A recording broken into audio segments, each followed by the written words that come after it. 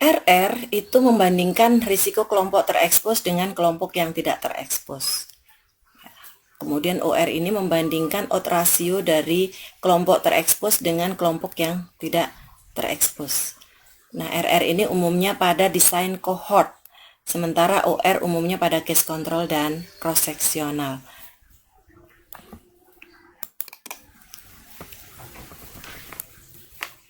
Jadi pada saat kita melakukan uji chi-square ada aturan yang berlaku. Jadi nanti diingat-ingat bahwa ada beberapa aturan yang akan kita terapkan pada saat kita melakukan uji chi-square. Yang pertama, jika tabelnya 2x2. Nah, yang dimaksud dengan tabel 2x2 ini kalau variabel dependennya itu ada 2 kategori, variabel independennya juga ada 2 kategori. Sehingga kalau kita buat tabel silang, yang di bagian atas itu ada 2 kategori, yang di samping ada 2 kategori. Itu kita sebut dengan tabel 2x2. Maka apabila di antara sel-sel tabel itu gitu ya, nanti ada 4 sel, ada nilai harapan kurang dari 5, maka kita membacanya di bagian Fisher exact. Nanti akan ditunjukkan.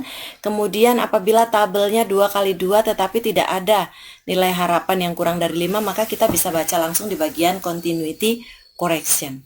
Nah, selanjutnya jika tabelnya lebih dari 2x2, suatu ketika mungkin kita melakukan uji hubungan antara pendidikan dengan kejadian suatu penyakit.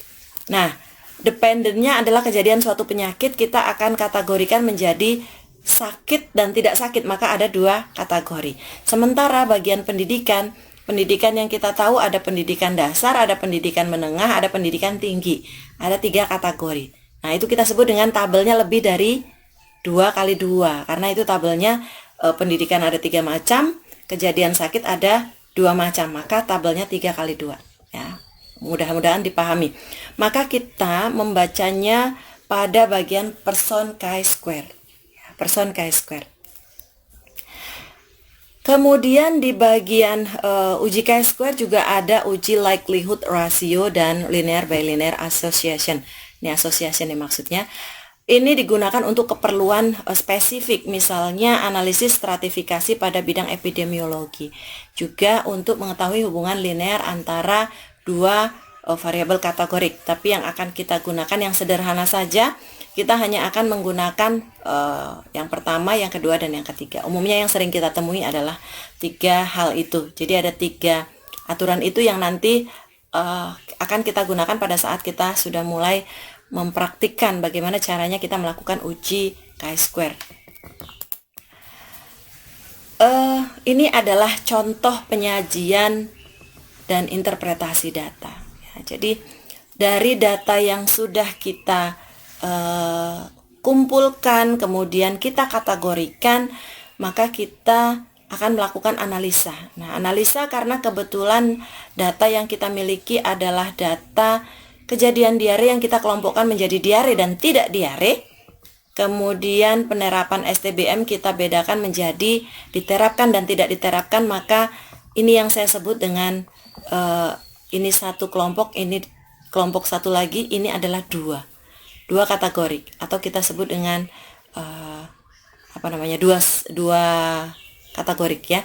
Yang ini juga 2 kategorik, maka apabila kita adu ya, kita hubungkan menjadi perkalian, ini ada 2, ini ada 2, itu yang kita sebut tadi 2x2 ya. Selnya nantinya ada 4 sebenarnya, 1, 2, 3, 4, tapi di sini ada 8 karena sel yang berikutnya adalah sel persentase. Nah, dari sini apabila kita menggunakan uji chi-square ya, maka apabila kita menggunakan desain cross seksional, maka total yang ada di bawah ini kita hapus, kita buang. Yang kita gunakan hanya yang di sisi sebelah kanan. Tetapi apabila kita menggunakan menggunakan desain case control, maka yang di sebelah kiri ini kita buang. Ya, yang di sebelah kiri kita buang, kita sisakan yang total yang ada di bawah. Seperti itu.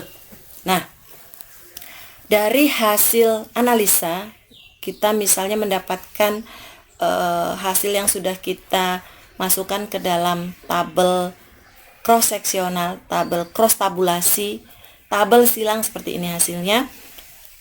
Diperoleh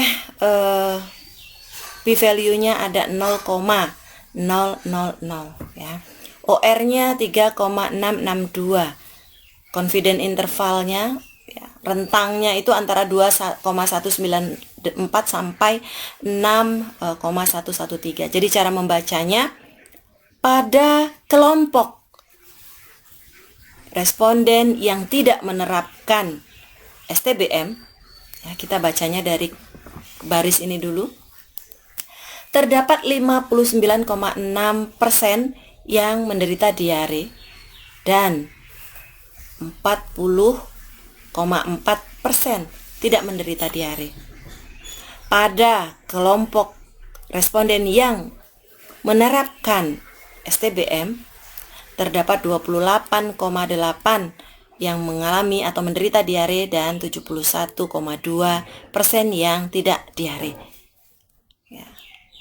OR atau p-value didapat 0,000. OR 3,662. Seperti itu cara menginterpretasikannya. Dari hasil tersebut, p-value dibandingkan dengan alfa. Alfa kita 0,05. Ternyata p-value kurang dari 0,05. Maka dapat disimpulkan bahwa terdapat perbedaan yang bermakna atau terdapat hubungan yang bermakna antara penerapan pilar STBM dengan kejadian diare. OR 3,662. Artinya, responden yang tidak menerapkan STBM berisiko 3,662 kali mengalami diare dibandingkan dengan responden yang menerapkan diare.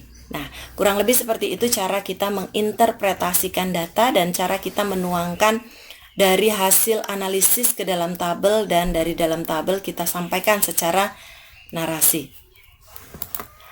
Terima kasih, itu yang bisa saya sampaikan pada kesempatan hari ini. Silahkan nanti mencoba analisis menggunakan uji chi-square. Nanti akan dipandu dengan video selanjutnya. Demikian pada kesempatan hari ini. Terima kasih. Wassalamualaikum warahmatullahi wabarakatuh.